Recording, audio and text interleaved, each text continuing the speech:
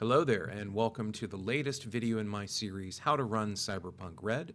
We're still on character creation, and this video will focus on your character's statistics, or stats, and how they can be generated.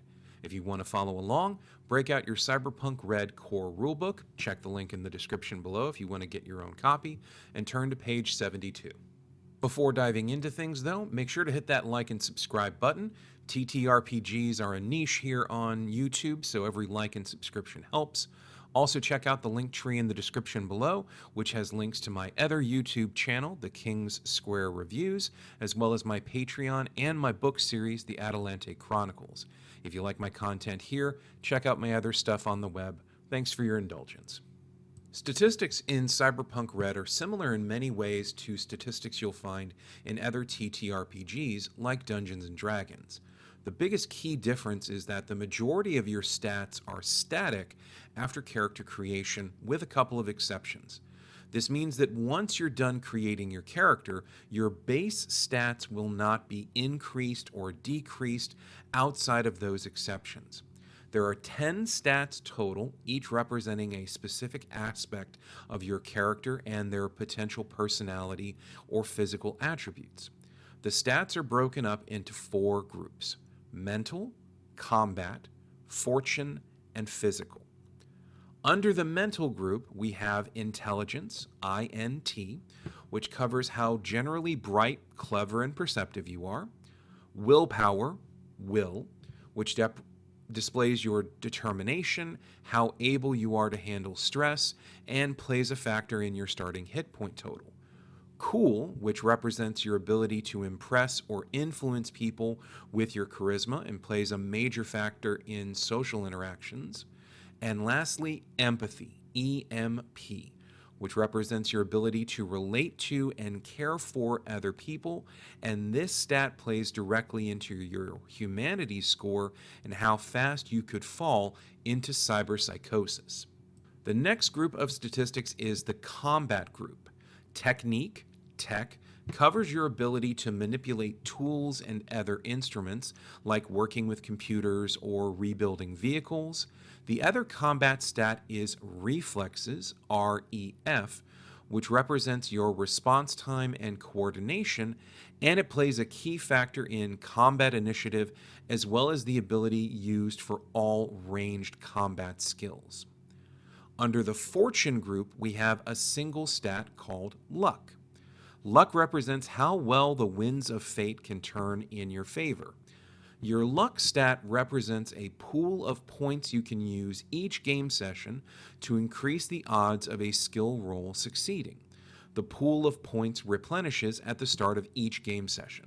For the physical group, we have 3 stats: body, which represents your size, toughness, and is the second stat used to determine how many hit points your character has; dexterity, dex, which covers your physical abilities related to balance, jumping, but also plays into how well you can wield melee weapons and dodge attacks made against you; and lastly, movement, move, which represents your speed of physical movement, including running, swimming, etc. At character creation, you'll be choosing between 3 different methods of generation, which I would recommend sticking to all the way through the rest of this process. The 3 methods are Street Rats, Edge Runners, and Complete Package.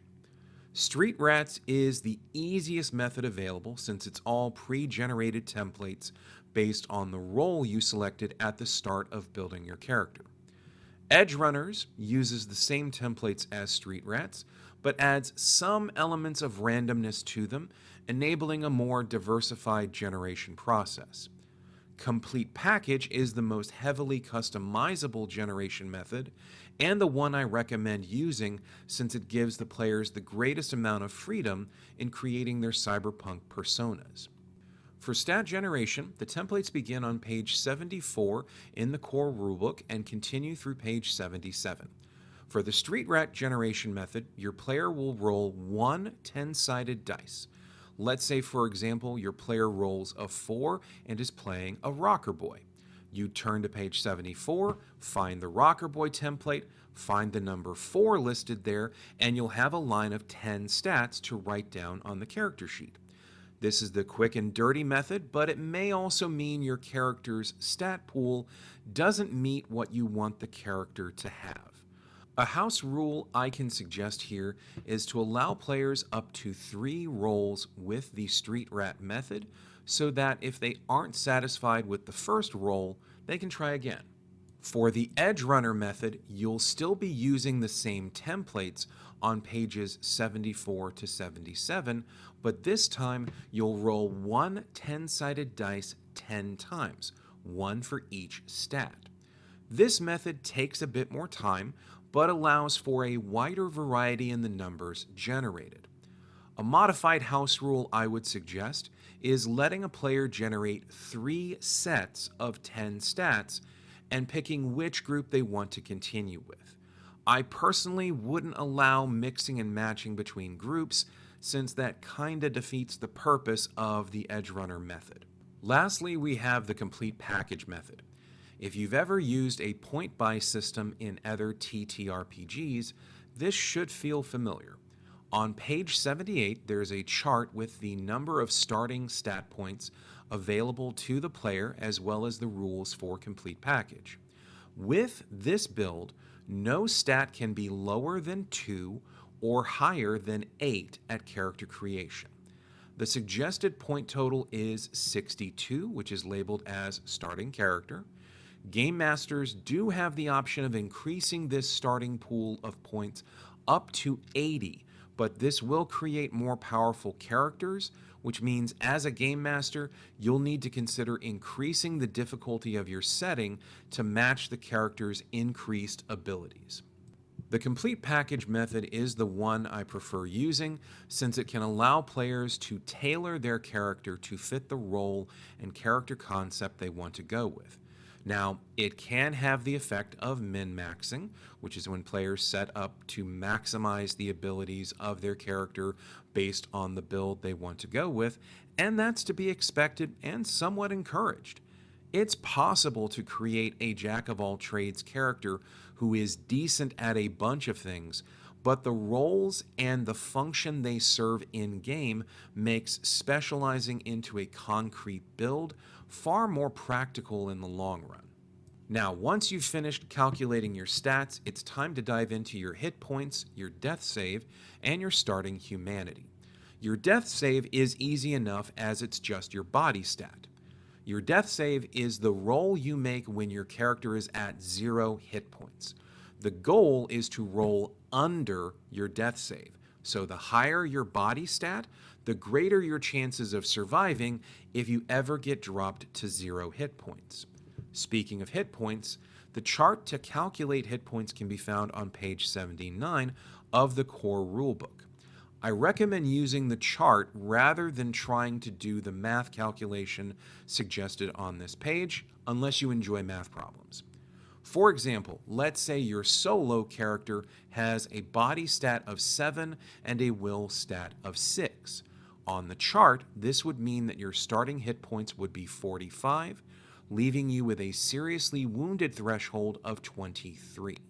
Seriously wounded is the threshold where you've lost half of your hit point total, causing you to suffer negatives to your ability rolls. Lastly, you have your humanity total.